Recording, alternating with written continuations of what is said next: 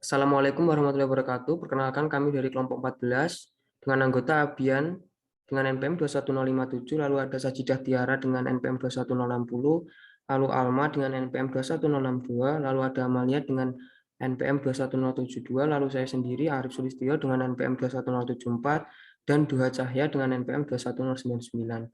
Pada kesempatan kali ini kami akan menjelaskan atau mempresentasikan modul 2 tentang pengetahuan pengukuran dan mesin freeze.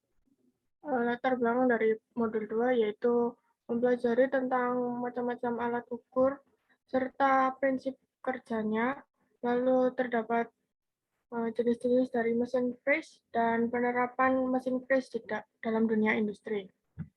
Pendahuluan terdapat rumusan masalah, yaitu bagaimana cara pengukuran dan pengoperasian mesin freeze, lalu tujuan praktikum. Praktikan dapat mengetahui pengertian dari pengukuran dan jenis besaran, dapat memahami kegunaan mesin freeze di bidang industri, dapat mengetahui jenis-jenis mesin freeze, lalu manfaatnya, dapat mengetahui pengertian dari pengukuran dan jenis besaran, dapat memahami kegunaan mesin freeze di bidang industri, dan mengetahui jenis-jenis mesin freeze. Pengukuran yaitu suatu kegiatan ilmiah yang dilakukan untuk mengukur atau membandingkan nilai suatu besaran dengan satuan ukuran tertentu. Besaran terbagi menjadi dua, yaitu besaran pokok dan besaran turunan.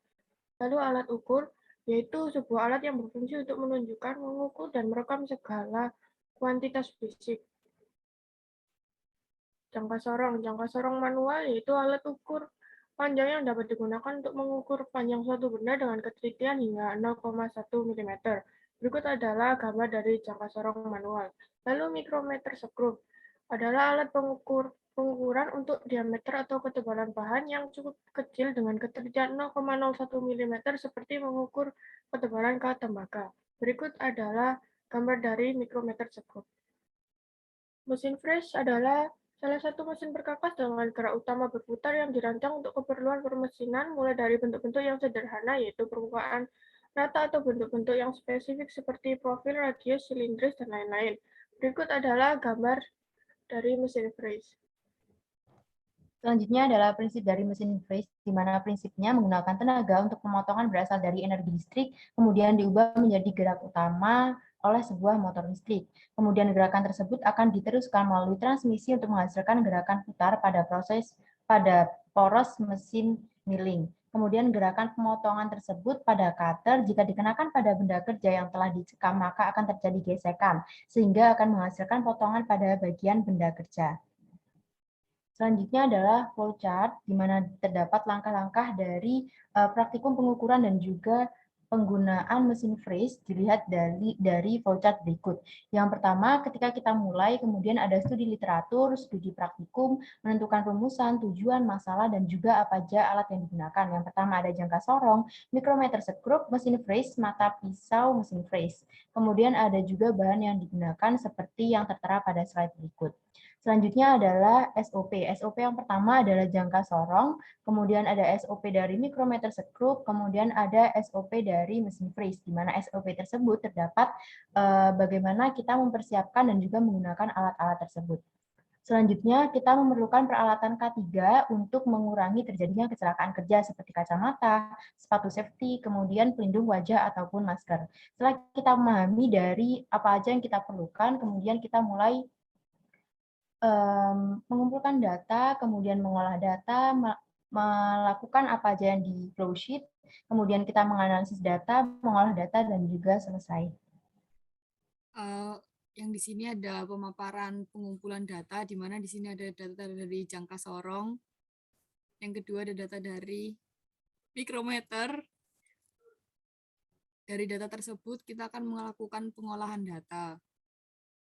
Untuk yang pertama, untuk jangka sorong pertama, terdapat perhitungan mean yang dihasilkan nilai 93,75 mm.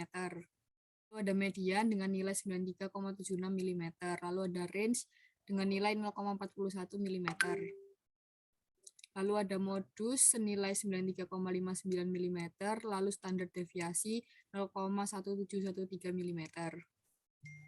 Lalu untuk jangka sorong manual kedua, didapatkan perhitungan mean 16,816 mm. Untuk mediannya di sini dengan nilai 16,85 mm. dan range pada data P1 adalah 0,19 mm.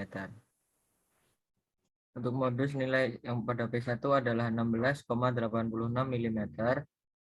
Kemudian ada data kelompok. Yang pertama ada mikrometer segrup dan perhitungannya didapatkan nilai rata-rata sebesar 14,67 mm.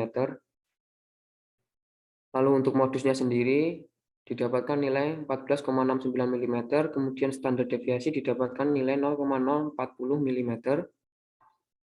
Lalu untuk data kelompok data satu sesi didapatkan perhitungan peta X dengan rata-rata 93,605 mm, lalu untuk range atau jangkauan sebesar 2,2 mm. Lalu untuk standar deviasi didapatkan nilai sebesar 0,298 mm.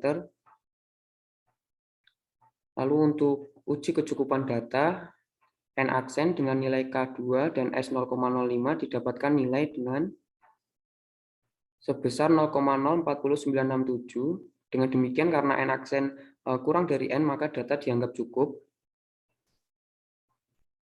Lalu untuk keseragaman data, UCL didapatkan nilai sebesar maksud saya 94,201,